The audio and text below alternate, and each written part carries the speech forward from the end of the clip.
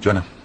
ببینید آقا، من فکر میکنم که دیگه نمیتونم با ایشون زندگی کنم. چرا من چه؟ هیچی نیست، فقط ایشون سواد ندارن. آخه شما فکر کنین هنوز به جای امضا انگشت میزنه پای برگه ها. عجیبه.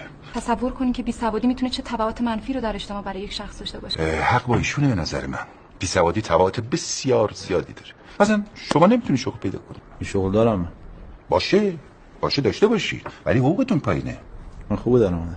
ولی به هر حال زیر دستی. شما نمیتونید تو جامعه موقعیت مناسب و خوبی داشته باشی. من زیر دست نیستم، زیر دست دارم. ببین آقای محترم، شما یک استثناء هستی. استثناء نمیتونه قاعده رو نفی بکنه. شما حقوق اجتماعی بسیاری رو به خاطر بیسوادی از دست میدین. مثلا شما میتونید گواهینامه بگیرید؟ احتیاج ندارم. راننده دارم. شما ماشین داری؟ 10 تا. ببخشید شغلتون چیه؟ من 4 تا کارخونه دارم.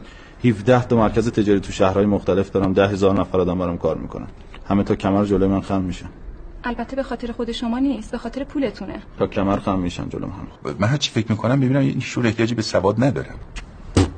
شما خود لطف کنی موقع رفتن یه 30 جلسه از منشی وقت بگیرین برای روان درمانی. من قول میدم به شما که کاملا مداواتون بکنم. آقا ببخشید خانم وقت شما رو گرفتم. من ازتون معذرت میخوام. ببخشید. شغل عالی متعالی. خیلی خوش آمدی. عزت زیاد. محبت فرمودی.